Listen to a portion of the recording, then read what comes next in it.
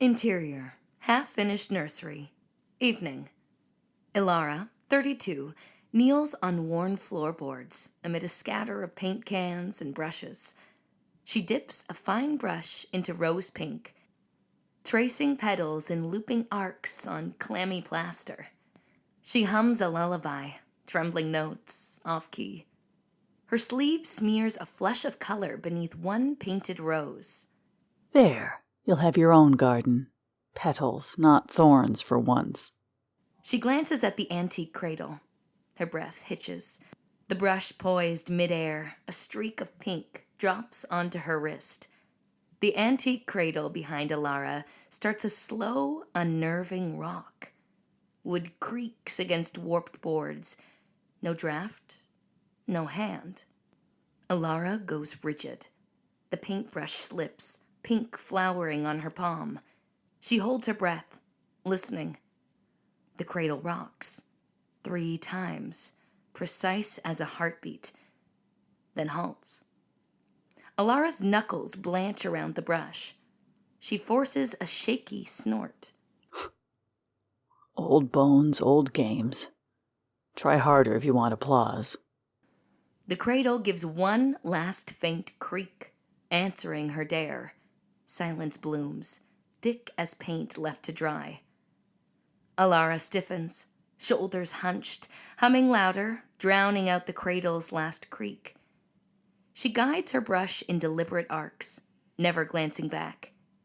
The trembling in her hand barely shows now. Not today. You picked the wrong baler for games. Her sleeve catches a streak of paint. She wipes it briskly, lips pressed thin, melody wobbling, but stoic. She keeps brushing, every stroke a vow, the nursery thick with countless vigils, forged by will, not whispers. A jar of rose paint teeters, then skitters across the floorboards, leaving a glossy arc in its wake.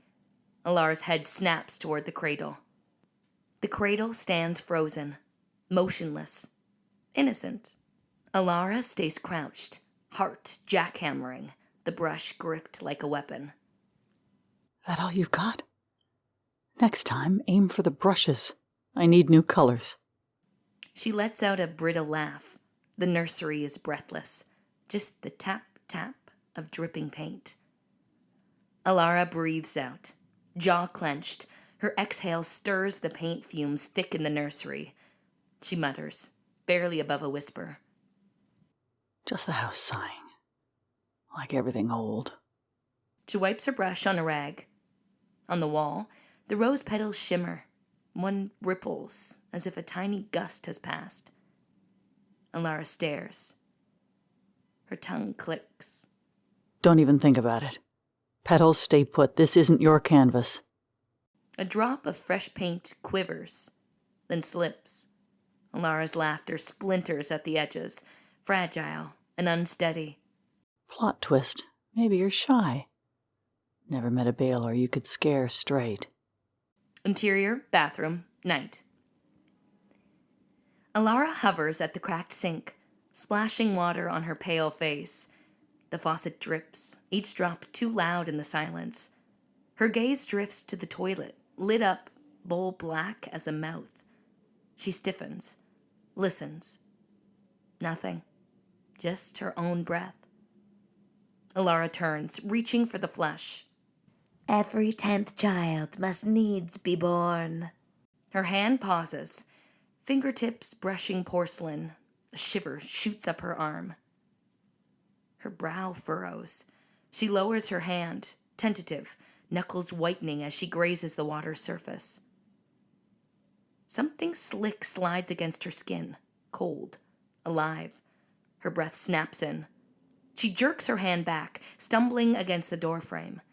The water ripples once, then stills, perfectly calm. Elara stares, chest heaving. Just water. Just old pipes. She grips her damp wrist, trembling. From the bowl, a faint bubble rises. Pop. Then nothing. Elara slams the lid shut, knuckles bone white. Interior, nursery, night. Elara creeps to the nursery threshold, slipper quiet. One hand presses her belly, thumb tracing slow circles. She lingers, letting the hush soak through her. The worn boards beneath her feet whisper faintly, house settling or something waiting. The cradle sits in the gloom, motionless. Elara leans against the doorway, voice low, almost tender. Easy, little garden, all's quiet as petals. A glimmer of chill blooms in the hush. A painted petal quivers, then another. From the cradle's darkness, a voice emerges, soft, tiny, perfectly clear. Mine. Elara jerks, breath caught in her throat. Her fingers clamp her belly, knuckles bloodless. No, not possible. Just wind, just this old house sighing. The cradle gives a deliberate rock. Floorboards groan beneath it. Elara stiffens, then whispers hard, defiant. Not yours. Not ever. The cradle stills. The room holds its breath. Who dwell within? Elara staggers back, slippers whispering against the warped floor. One hand stays pressed to her belly, her eyes locked on the cradle's shadow. A clock ticks somewhere down the hall. Heavy. Final. Interior, nursery, morning. Sunlight slashes across peeling wallpaper. Elara glides to the cradle, fingertips tracing varnished rails. Slow, searching. She sniffs, then taps a rail. Tight as coffin nails. See? Morning makes a mockery of midnight. She checks under the cradle. Her hand trembles, stalling at a petal-stained sheet. Elara pulls the sheet free. Something crinkles within its fold. An old, yellowed envelope tumbles out, sealed with faded wax. To the next Baylor mother, scrawled in quivering script. Her breath catches. She tears it open, unfolding a brittle letter. Her great-grandmother's hand, perhaps. Elara scans the words, voice a whisper. Beware the tides count, dear one. 9 waves crashed before me, little sparks snuffed by storm, miscarried or claimed too soon. The 10th must break through, or the sea takes all. She falters, eyes widening. Dream fool, Ellie. Just drafts and creaks. Nothing that would rattle a real mother. A breeze teases the painted mobile. Elara straightens, spine anchored, palms pressed to wood, insistent. Elara squints at the cradle, leans close. Her sleeve pulls back, revealing scrapes across her wrist. Faint, fading. She runs a nail under the glossy rail. Something catches. Tiny crescent scratches, barely visible. Her voice almost breaks. Gentle but bruised.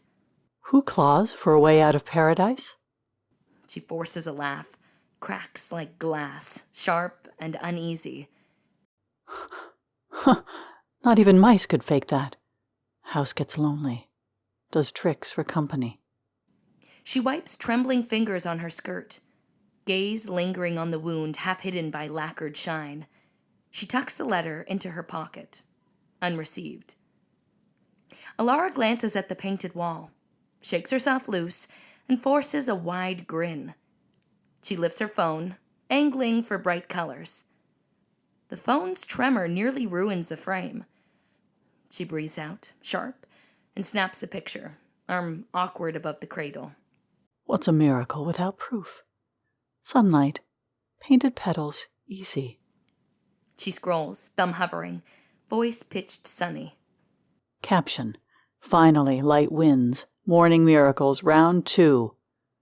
No ghosts in those words, just garden luck. Her lips pressed together, slight joy locked in the screen. Elara's phone hovers above the cradle. Sunlight glints on the screen. A flicker of movement behind her. Almost missed. The phone clicks. In the corner, the cradle nudges itself forward, slow but deliberate. Elara, Lips pinched, reviews the photo. Unseen, the painted mobile begins to turn. Its petals tick-tick against each other, motion warped and oddly sluggish. If that doesn't scream garden luck, I'll eat my own brushes. Her thumb shakes, almost skipping to the delete icon. The cradle settles an inch closer to her calf. The petals overhead spin counterclockwise. Elara swipes post, thumb quivering. The photo flashes up, sunlit and glorious, petals vivid. On the wall behind her, the paint seems to bleed at the petal edges, shadows creeping slow. Let them see bright. Makes the house behave, at least till sundown. She laughs, thin, glancing sidelong at the nursery's gloom. Miracles wear garden faces. Whole world loves a winner, right? Petals overhead tick again, deeper. Her smile holds. Her eyes flick to the decaying wall in the frame, refusing to blink.